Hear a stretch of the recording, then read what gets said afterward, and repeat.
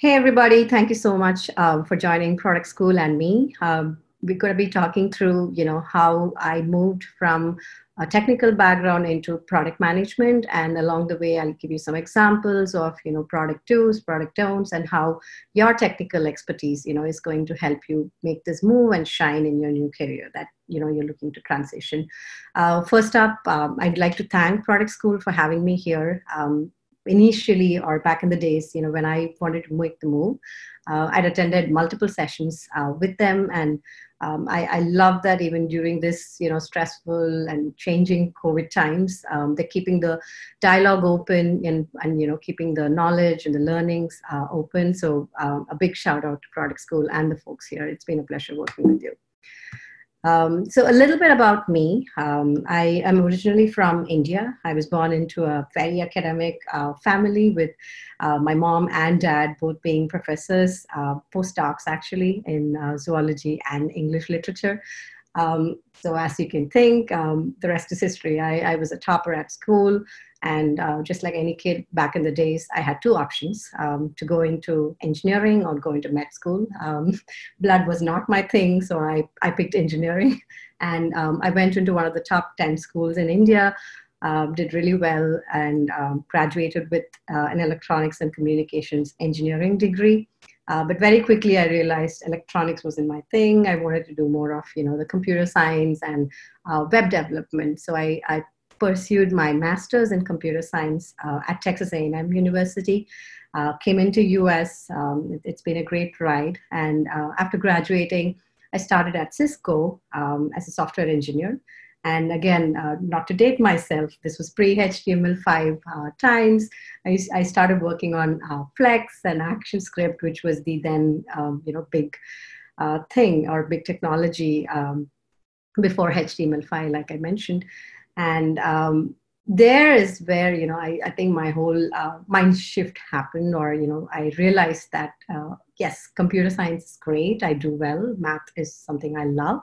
But something else is, beyond this is where I'm meant to be. And my second manager at Cisco, he actually fueled that thought in me, where he said, you do your, engineering deliverables, you're very good at it, but you're very interested more in the why question as to, why we're doing these things rather than how we're doing these things. And that inception, or, that thought that he incepted in my mind, helped me, or rather, I kept kindling that thought over and over again. And I kept trying to figure, maybe, it's not what I want to do, like long term, right? So I started figuring out, and again, back in the days, product management was not as famous as now, right? Like the number of conferences we have, number of, open dialogues we have, the more mature domain that it is today was not the case back then. But I used to definitely explore and reach out to, whenever there was an avenue, check with the product team, the UX team on, hey, if you're going to a customer site, can I go with you to get feedback on, the features, how it's working for them? And that kept continuing. And then as far as the tech stack goes, I then moved into Shutterfly, where we started working on more Node.js, and I was more of an end-to-end developer with, going all the way from Node.js, PHP, and database. It was a great experience as well. That's when my interest in the retail domain started, and I used to work on the personalization pages, and I'm an avid shopper, so I loved everything about retail. A few years later, and I kept, bothering the PMs there as well as to, hey, is there anything new that we're thinking about? Can we do some shadow projects and so on and so forth? And 2 years later, I kept trying. I used to go to these talks and everything when Walmart pinged, and Walmart being the number one retailer, couldn't say no to that opportunity. And I moved gears, and finally the stars aligned. I kept trying, and then I on my first, I landed my first job in Walmart. And since then, as you can see, I've been a full-time product manager, grew quite a lot in my career. And I now lead a team of PMs, and I've been doing really well thanks to my leadership team there, thanks to my engineering, my business teams there. And this is my calling. So I'm really excited to share more about, what product is, what you should be looking to grow as a skill set if you're looking to make that move. So a little bit on the product mindset. I know a lot of information is out there, and this is my personal take on it, right? Customer number one, always be curious while you're gathering requirements or trying to solve any customer problems, right? Like what you see is the tip of the iceberg, right? Like, but what causes that? Like you need to break it down as to keep asking the why questions, right? Like I said, curiosity is key. So you identify exactly what the pain point is and build to solve that for the customer, right? And the next thing I think, everybody needs to focus on is strategic thinking. You might start off, as a product owner where somebody else sets the vision and you're looking at mostly, like how do I get that vision going? But very quickly you'll realize that thinking has to come naturally from you to fuel your career as a product manager. And be outcome focused, right? And be able to communicate and articulate everything we do and everything that we're not doing as well, because there can be 1,000 problems, and that's where prioritization becomes very critical as well, right? Like you will not be able to deliver or solve every problem that's out there. Be able to quantify in terms of impact as to, hey, these 3 are the top problems that we are solving, and this is why. And you have to be able to communicate that very clearly. The last one is growth mindset. No matter where you are in, like this is even beyond product, right? Like you might be in any domain, but if you don't have growth mindset, then it has to come from within you, right? Your managers can help get you from point A to point B, but you need to have what it takes to go from point A to point B as well. So let's talk a little bit about what we do at Walmart, from the catalog side. And so I can give you some examples as to what I meant by, those guiding principles as a product manager.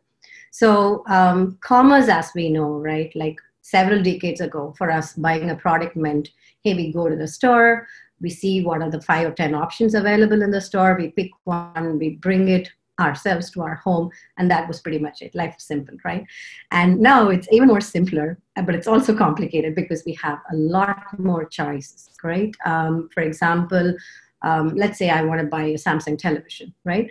I can go into the stores, I can look at the 10 different display pieces that they have, but that is not enough, right? Like we not only want to look at, okay, if I want a 55-inch television, I want to be able to compare it against Samsung versus Sony versus LCD versus LED. Like the choices, there is a plethora at this point, and it's very important to satisfy that for our customers, right? So some of the numbers that you see here, and again, this is pre-COVID times. I know the landscape has completely changed this year, right? So the curve is probably completely the other way. But under normal circumstances, this is the numbers that we have, where 38% of shoppers, they visit the retail site only once.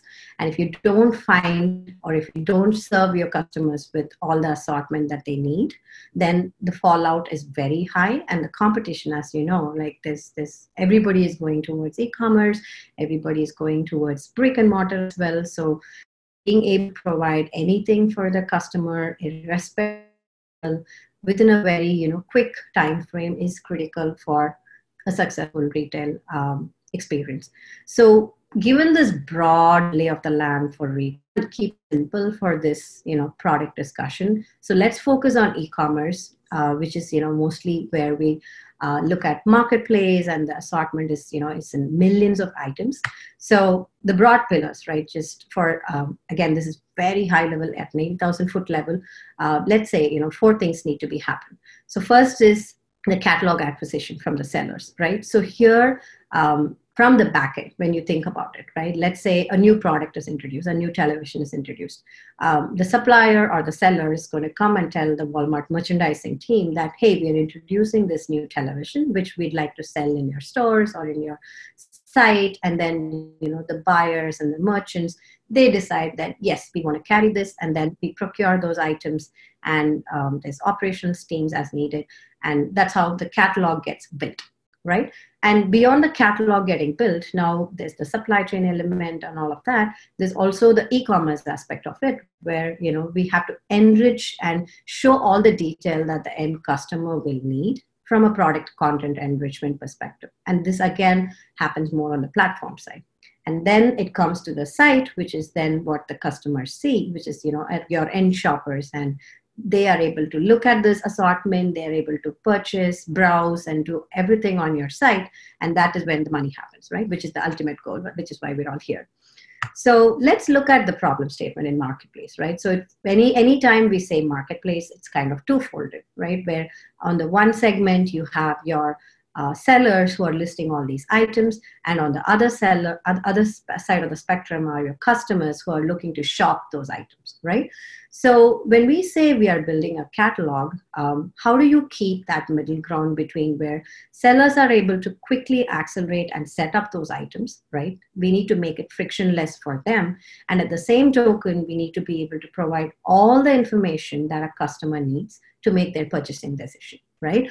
So that's where this is a good example of what to us is a minimal viable product, right? And already we're talking about trade-offs as well, because when we say, hey, seller, you tell us 5 things about the product, the rest we'll take care. We still have to build it from the platform side. And this is where I was talking about your technical expertise is going to come in very handy, because some of the inbuilt things that we built into the platform, right? Let's look at a few examples. So we have REST APIs with which, not the sellers use, but some third-party content providers can use, so they can augment this information along with what the seller has given us, right? And another good example is some machine learning models that we build into the platform. So for example, there could be a description. And in this case, I have the same Samsung, television that I'm talking about. So in the description, the seller has given us, some information around, like, hey, this is the model, this is going to be an LED TV. And how do we quickly bring it to a fashion where, like when we say to the customer, when we surface it on the site, when we put it in this format, like spec being a table, and then the customer is also being able to compare all these, across brands, across sizes and all of that, then the purchasing decision becomes very simple. So we've kept it in an MVP fashion from the seller perspective, but at the same token, we have the trade-offs there, but we've augmented it with a lot of platform functionalities to help serve our customers' purchasing decision. So no matter what domain, no matter where you're doing product management, MVP mindset and trade-offs becomes very critical, and leverage data, right? Some cases, if it's a net new product, you might not have data from within your company, but in all other cases, even there, you could do your market research to get that additional data, but definitely lean in on data to make all these, right decisions, to not go with just instincts. The other example that, I want to call out here, right? So I'm a mom, so I live and breathe on this page a lot. And I'm sure, a lot of people, right? You don't have to be a parent, but you could be a grandparent buying it for your grandchild. You could be an aunt, uncle, no matter who.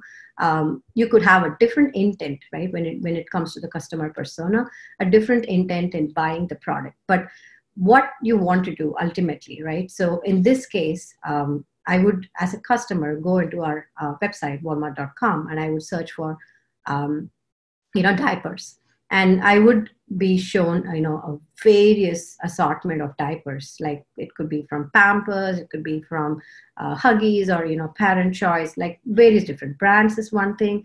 And then various different choices as well, right? Like there is swaddlers, there's pull-ups, there is like the night diapers. The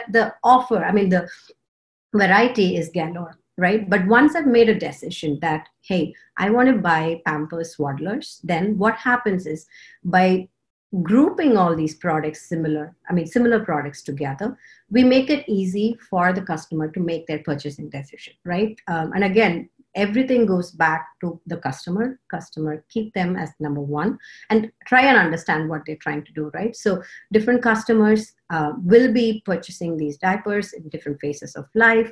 The sizes could vary. The price that they could afford, right? Like if you look at 26 count versus 168 count, the price is very different. Their affordability could vary, and how much can they store in their house, that could vary. So depending on all these behind the scenes decisions that the customer is having to make, that's when they're going to choose and hit add to cart. But what we are here enabling behind the scenes from a catalog standpoint is how do we bring all these different similar products into one group so it's made easy for the customer, right? So if you look at the use cases behind the scenes from the catalog standpoint, we have our sellers, right? And it could be one seller giving us all these products, or it could be multiple sellers giving us, a combination of these products, or it could, also eventually we could extend this across the globe, right? Because right now, especially think about COVID times here, we're all sitting at home. We could be working from anywhere. We could want to purchase anything from anywhere. So global is not too far off, right? So when we reflect these use cases that we're trying to build out as a product, into tech guiding principles, it is very similar to what we went through as, engineers back in the days with our database and all of our design principles, right? It's nothing but a parent-child relationship. What you're doing is a grouping. And essentially, CRUD is what you're trying to do, right? A single seller being able to create, and then another seller being able to create different variances, and you updating it behind the scenes to combine it and show one visual to the customer, right? And then when it comes to global, you're talking about multi-tenancy aspect as well. So what I'm trying to highlight here again is that, your technical expertise can be of great value when you're coming to building platform products. And if you have any further questions, I'd have loved it to be a, one interactive session, but if you have any further questions, I have my LinkedIn handle. Please feel free to reach out to me. So with that, some reflecting that I did while building this deck, again, product responsibilities, right? A lot is told about what product does overall, but one thing to keep in mind, right? A lot of you would have already seen this product lifecycle chart. Think about it as any product goes through this lifecycle, hardware, software, no matter what. Like a good example would be, like we had the cassette era, then we had the DVD era. So there was always an introduction, there was a growth cycle, there's a maturity cycle, and then this decline, right? So depending on where you're doing or which life cycle of product you're at doing product management for, your role will also vary vastly, right? Like your day-to-day stuff that you do. For example, in one of my past experiences where we launched a net new app in the Walmart ecosystem internally, a lot of it had to do with, how does the market do this, the same kind of, exercise, how is it done outside? And you quickly do your prototyping, right? Rapid prototyping, prioritization, you get your UATs going faster, and you try to fail fast, right? You want to get to the market fast. At the same time, you want to fail fast, so you do it right for the growth curve. And next, when you hit the growth curve for your product, that's when you accelerate your feature set, right?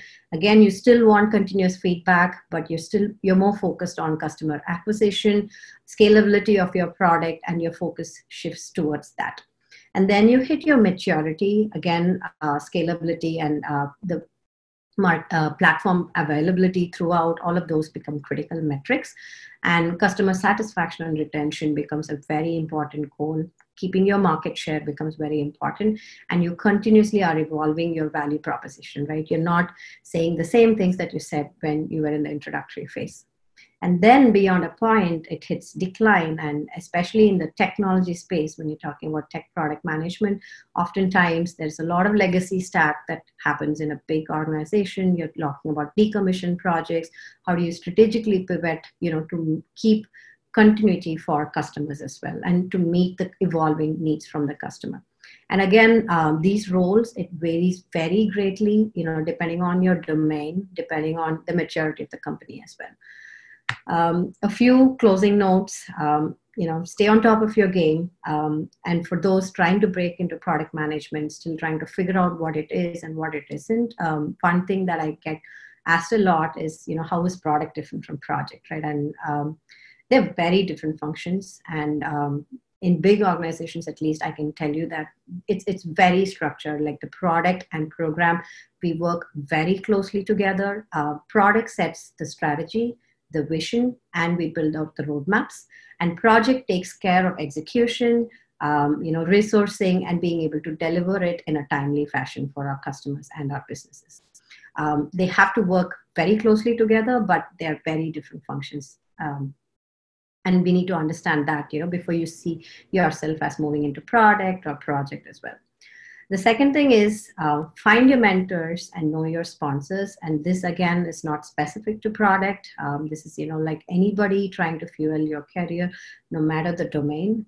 These are two very different things. Know the difference and, always make sure you reach out, right? So mentors are folks that treat you as a product and, help you build your end state, your vision for your career. But sponsors are more like, executive leadership, and you need both to be very successful. And continuous learning, this goes back to the growth mindset. One of the programs that really I liked when I switched to product management, I was fortunate to go through that, is there was a 5-day extensive product management program offered by UC Berkeley. With very practical use cases. I got to network a lot. I would highly recommend that. And find the product school. They all have these continuous, conferences and talks and chapters and TED Talks as well.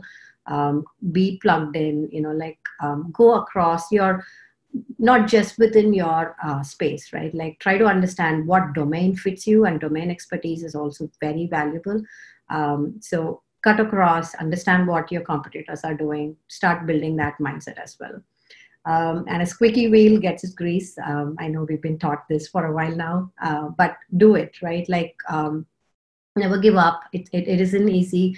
I know that for a fact, because when I had a, software developer or that as my title, and I was trying to break into product management, it's not easy, right? There is, especially now, there are tons of product managers out there. So it is easier to shift within the company. So talk to your other product managers. Don't worry about being rejected. Ultimately you will find your way. And another thing to remember, right? What got you here won't get you there. So you might, this is for, again, net new folks that broke into product management. Congratulations to you guys. But the language you speak as product versus technology is very different. Again, goes back to continuous learning. Definitely sharpen that skill set, get into product mindset, get into the customer empathy, and success is around the corner. So that's my LinkedIn handle out there.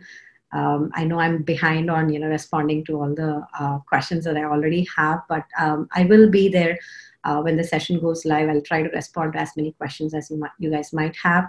And again, thank you so much, Product School, for the opportunity. Let's keep the dialogues going. Thank you, guys. Stay safe. Bye.